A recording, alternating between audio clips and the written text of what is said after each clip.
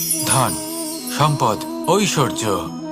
মানুষ হয় নিজের সৌভাগ্যের দ্বারা এগুলো লাভ করে থাকেন বা কর্মের দ্বারা। সৌভাগ্য আসলে কি?